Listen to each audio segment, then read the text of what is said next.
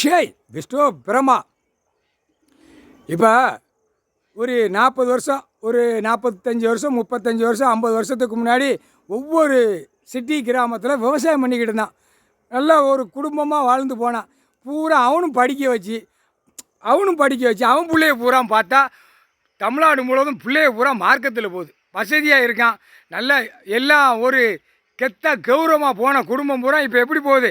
இந்த பிள்ளைய பூரா அங்கங்கே படிக்க போட்டு டெல்லியிலேருந்து தமிழ்நாடுலேருந்து டெல்லி வரைக்கும் விவசாயம் பார்த்த குடும்பம் இப்போ நாசமாக போயிடுச்சு. அவன் படிக்க போட்டுருவான்.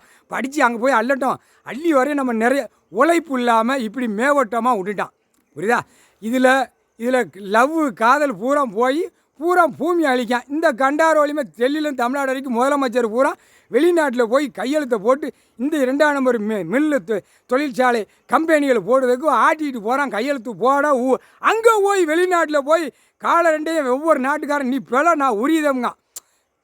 இந்தியா நாடு முழுவதும் அமைச்சர்கள் பூரா வெளிநாட்டில் போய் நான் கம்பெனி போடுறோம், இங்கே எங்களுக்கு வேணும், இடம் பூரா கிடக்கு, கடவுள் சொத்து பூமி கிடக்கு, அதெல்லாம் அழிக்கணும், அழித்து நம்ம பாழாக்கணும், அந்த வெறியில் இருக்கான். இல்லை 3 சட்டத்தில் போட்டார். 3 சட்டம் இவர் கையில் 3 சட்டம் தான், வேறு எதுவும் கிடையாது. 10 சட்டம் போட்டாரா? அந்த 10 சட்டத்தில் ஒவ்வொரு மாநிலத்தில் எலுமிச்சம்பழம் கனியில் எறிவார். கடவுள்ரா. கைலாசத்தில் நீதிமன்றம் கோர்ட்டு, கைலாசத்தில் நீதிமான் கணக்கு போடுறாரு. இதுபடியாக அடித்து நெருக்கி வருவார். ஆனால் சீக்கிரமாக அரசியல்வாதி பாடுறா டெல்லி பிரதமர்லாம் பிச்சு எறிவான். பிச்சைங்க ஏரியா நடு ரோட்டில் விட்டு கசக்குவான். கசக்கு நிதியமைச்சர்லாம் அப்படியே தூக்கி விட்டு காரெல்லாம் தூக்கி விட்டு எறிவான். ஜனநாயகம் ஓட்டு போடுதானா அந்த மாதிரி இப்போ திருப்பி விடுவார். நடக்கும்டா. நேபாளத்தில் ஒன்று பார்த்தா லேசாக போஞ்சிருக்கு. இன்னும் டெல்லியிலும் தமிழ்நாடு வரைக்கும் இன்னும் புகையணும். அதுக்கு எந்த இடம் பார்க்காரு, எந்த நாடை அடிக்கணும், எந்த மாநிலத்தை நொறுக்கணும், இந்த முதலமைச்சரை பூரா கை வைக்கணும் அப்படிங்கிற இப்போ கணக்கு எடுக்கார்.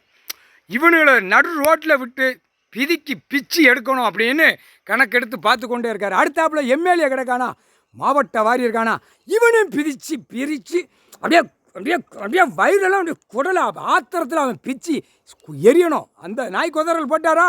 இப்போ திருப்பி மாநில பெரிய நாய் குதறல் போடுதாரு, எரியுதாரு. நாய் குதறல் போட்டாச்சுன்னா குதற விடுவார். குதறதானாடா நேபாளத்தில் குதறதான் நல்லா பார்த்தியா?